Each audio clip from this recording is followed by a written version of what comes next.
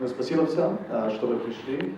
Сегодня буду именно разговаривать про the value of understanding global customer behavior. Так, сегодня будем говорить о важности понимания поведения нашего потребителя на мировом масштабе. Сначала, кто я? Меня, как Влад сказал, зовут Батко. Я работаю для Sleverbridge, который регистратор.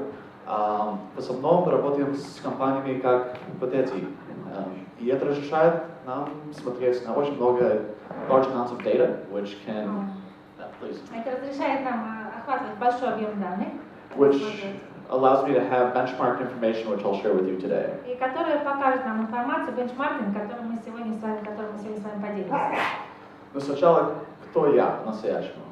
Я американец, я в основном не пользуюсь Mac computers. I use an Android phone. Я использую телефон Android. И в основном я часто на дороге. Ну, если я что-то буду покупать на интернете, я никогда не пользуюсь Internet Explorer, всегда Chrome и Firefox. Да, очень важно, что информация, которую мне показывают, было видно очень хорошо в этих браузерах. Дальше. Мне не нравится долго ждать на интернете, мне нужно все быстро и сейчас. И я в основном только покупаю через PayPal. Ну, я только один американец. Давай посмотрим, как в основном все американцы покупают, ну, как мы видим, все немцы, те из Англии и тоже из Японии. Сначала, как люди из США покупают на интернете. В основном, там 235 миллионов на интернете в США, как вы видите, 6.7 megabits per second internet connection, да, люди готовы покупать, чтобы продавать. Мы знаем, что средняя скорость, да, это 6,7 мегабит. В основном, и эта дата specifically is business to consumer data. Это уже непосредственно дата относится к потребителю. Как вы видите, в основном все через кредитные карты или через PayPal.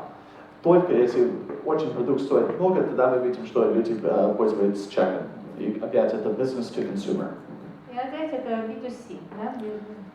Да, что важно тоже посмотреть, какая value косылки. То есть мы должны посмотреть на стоимость заказа в данном случае. И думайте про ваш продукт, потому что, может, если ваш продукт, давай скажем, будет очень много, да, кредитная карта, да, важно, но тоже нужно знать, что нужно, чтобы чек принимать. Вот информация business to business sales.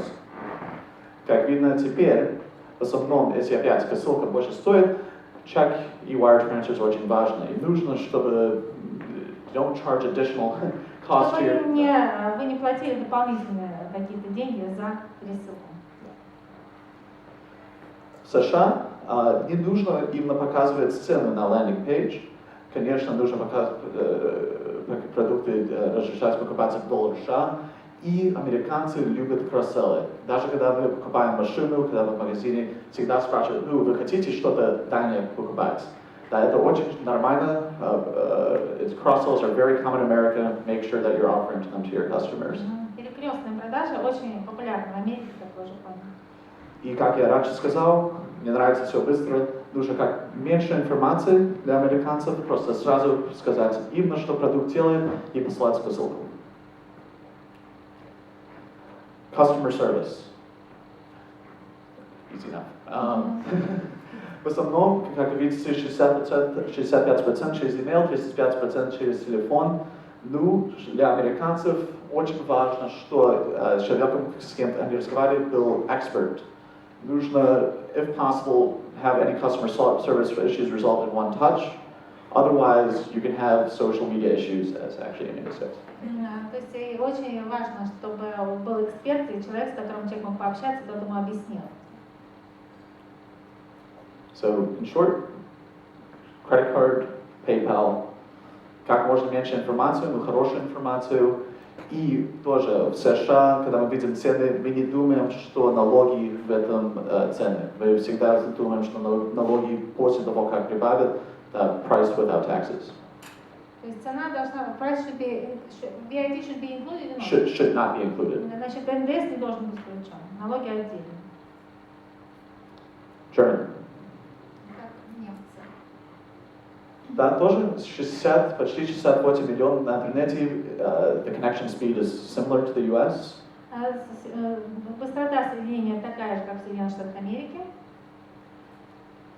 Здесь, in Germany, credit is much less popular. Кредит здесь гораздо менее популярен. Typically, Germans would like to remove pretty much debit directly from the account. То есть они любят дебетовые карты прямо непосредственно платить со счета. As you can see, wire transfer, direct debit, and PayPal, which are pretty much debit payments, make up well over half of online transactions. То есть вы видите, что денежные переводы примерно столько же, как кредитные карты, 23-24 одинаково. And this is business to consumer data. И это дата B2C. What is the source of this? Oh, sorry, this is Cleverbridge data, several millions of transactions. Источник информации компании Сleverbridge. And just so you know a little bit about Cleverbridge, we are weighted slightly towards business to consumer data, but we have significant data for both consumer and business data. То есть, ну, Sleverbridge, он берет дату как бизнес-то-бизнес, так и бизнес-то-консюмер, то есть и то он рассматривает. The data is significant. This right here would be business to business data for Germany. Это B2B Германия. As you can see, credit card is still very popular. Вы можете здесь увидеть, что кредитные карты достаточно еще до сих пор популярны. For business to business transactions in Germany. Для сделок B2B. If we look back to B2C, you'll see it's actually less popular for those А transactions. если посмотреть бизнес-клиент, то уже менее популярны. For your German customers, it's very important that you have price consistency Для ваших немецких покупателей нужно, чтобы была стабильность в цене, between, народность цены, скажем. between the pre-card page and the shopping cart itself. Чтобы, как бы сказать, и в виртуальной тележке, и в реальной стоимости товара цена была одинаковая. Price shock is not a good thing to do. Sticker shock is not good. Потому что прайс-шока мы не должны допустить для наших клиентов. Always include that for European transactions. in Всегда your price. обязательно включайте НДС для немецких клиентов. Otherwise, it would be uncomfortable for European shoppers. Потому что для европейских покупателей в ином случае это будет некомфортная покупка. Generally, the level of service expectations in Germany are lower than in the United States. В общем и целом уровень ожиданий в отношении сервиса в Германии ниже, чем в США. So you can be a little bit more lenient with your customer support staffing. Поэтому здесь можно немножко расслабиться с точки зрения поддержки клиентской, но не очень. And what we find is a higher rate of contacts by email than phone compared to other territories. И здесь контекст email, пожалуй, более важен, чем контекст телефона. Summary, offline payments are very important, especially PayPal and wire transfer and direct debit. Платежи офлайн тоже очень важны здесь, такие как PayPal и денежные переводы. Конечно, нужно цену в евро, и всегда VAT нужно, чтобы было в цене. НДС всегда должен быть включен. UK. Великобритания. 51 миллион на интернете. Опять connection speed прямо как в США и в Германии. That's definitely a viable market. В основном UK, PayPal is actually more popular than the US. PayPal более популярен, чем в США. The debit transactions exist, but they're not as significant as credit card and PayPal. Дебетовые сделки происходят действительно, но они не такие важны, не такие по объему, как сделки с кредитными картами и с PayPal. И опять это, this is B2C specific. И опять же, это бизнес-клиент. And keep in mind the order value. So if your product is priced well over a couple £100, make sure that you have wire transfer and check covered. То есть, если сделка гораздо уже на более, то есть на более высокую сумму, то естественно здесь уже используют чеки и денежный перевод.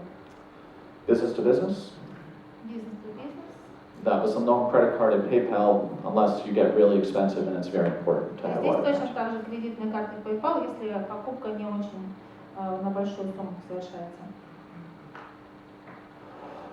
В основном правило, что for your order pages and your pre-card pages are similar to the United States, so minimum information include that, but pricing can be a key differentiator for the UK. Здесь также очень вы должны следить за тем, чтобы был минимум информации, да, чтобы цены соответствовали, но Pricing on homepage not necessary. Not necessary, but the price for your product in the UK, you could actually elevate those prices.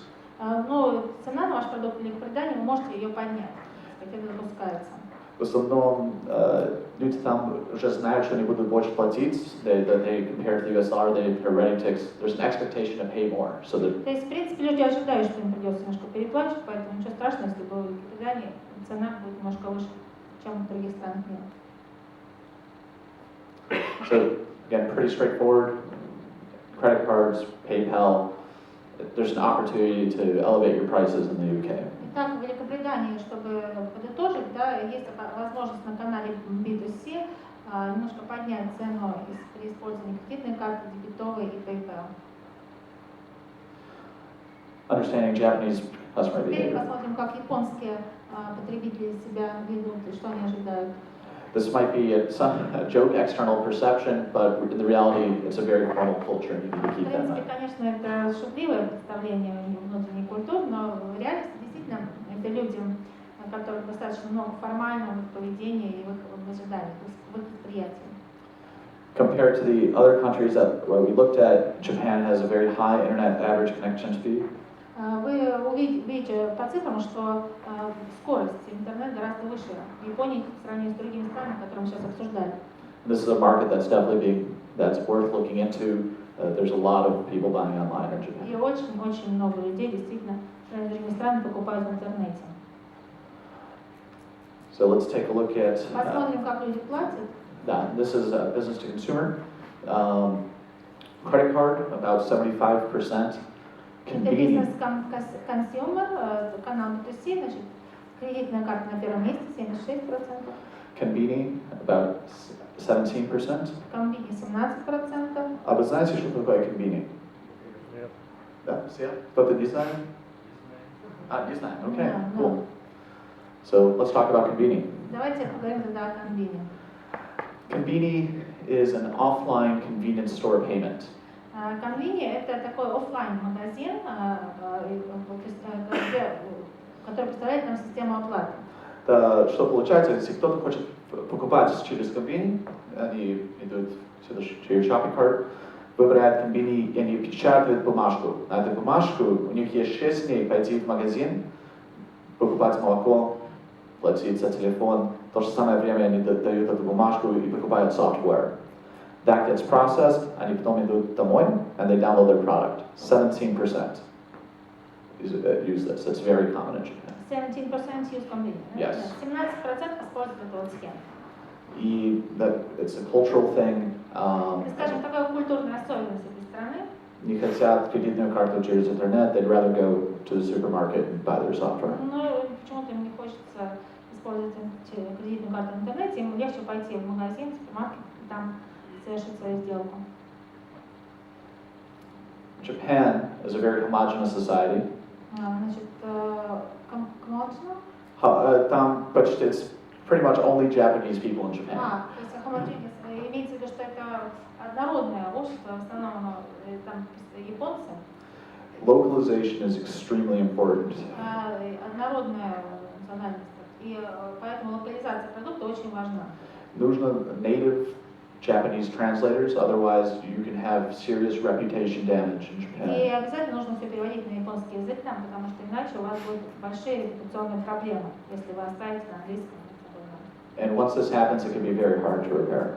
Если уже случилась репутационная проблема в Японии, после этого очень-очень трудно все вернуть в нормальное состояние. So it can be very important to wait to enter this market until you're sure you're completely ready. Поэтому лучше подождать вообще вступать на этот рынок, пока вы полностью не готовы ответить на ожидания японцев.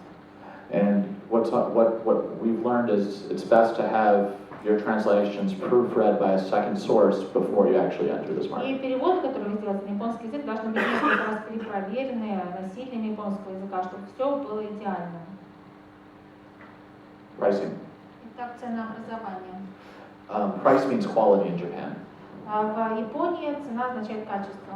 So this is another opportunity to elevate your prices, make sure that you're offering, take a look at the rest of the market and make sure that you're pricing yourself a little bit higher than you are in other Надо territories. посмотреть на рынке, и поэтому здесь вы можете как раз поднять цену Потому что и даже сделать чуть-чуть выше, чем средние цены на рынке, этим вы покажете, что у вас товар очень высокого качества. And it's very common to promote your product or discount your product every quarter. И очень популярно каждый квартал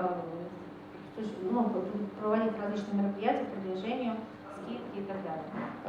Even more often, you could pull off every 2 months. Here are some Даже common. чаще, как раз 2 месяца, вы можете устраивать различные акции. Then these are common seasonal discount opportunities for Вот вы Japan. видите, что здесь сезонные какие-то возможности на этом слайде отражены, как это популярно принято в Японии. So again, it's very important. The most important thing is make sure you're completely localized. Еще раз хочу повторить, что вы должны быть уверены, что вы 100% локализованы на местном рынке. Make sure that your product, if you've localized it for Japan, functions appropriately. If there's an error screen in English in a Japanese product, that can ruin your reputation, for И, example. соответственно, все должно работать идеально. Если какая-то на экране вылезла ошибка в английском, японском, это может в сознании, в менталитете японцев разрушить вашу репутацию. То есть здесь надо быть очень осторожным и точным. And actually, we have a whole lot more information about selling into Japan through a webinar, which you can find at this web address. Вот вы видите эту ссылку. У нас очень много информации вообще о том, как продавать свой продукт в Японии. И по этой ссылке вы можете найти много интересной информации в дополнение к тому, что я сейчас сказала. So that's it. I actually have a lot more benchmark data. If you're interested, find me throughout the conference. Otherwise, that's a blog for e-commerce best practices at the top, or feel free to contact me directly at any time. У меня есть гораздо больше информации, я буду рад вам ответить здесь, на конференции. И если не здесь, вы можете по этим ссылкам найти и задать вопросы. Any questions? Есть ли сейчас какие-то вопросы?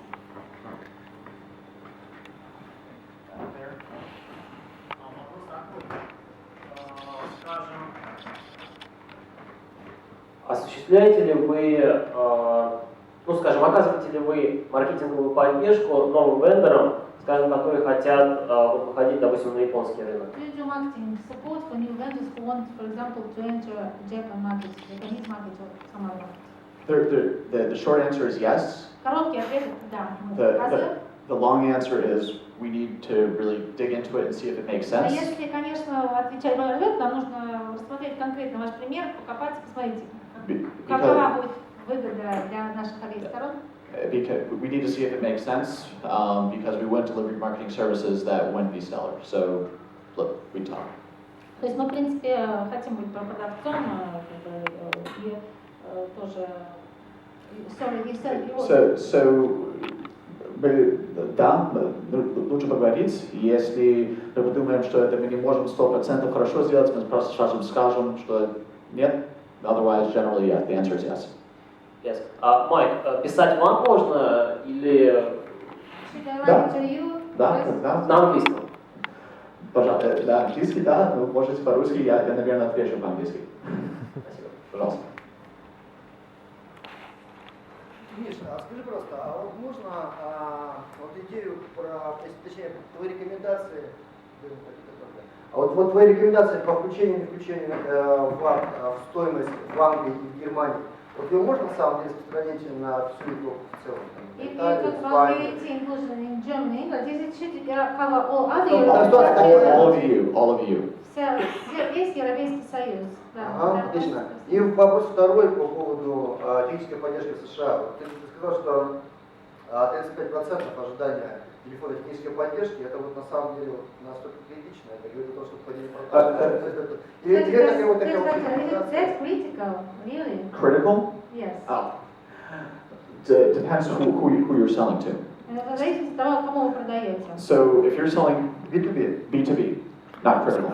Нет, не критично для For B2B, you could even charge for phone support. So it could be За email. B2B можно даже брать отдельные деньги за телефонную поддержку. Если это корпорация. Пожалуйста. Майка, вы поддерживаете Компанию? Do you support Company? Yes. Еще вопросы? Спасибо большое. Спасибо, Майкл.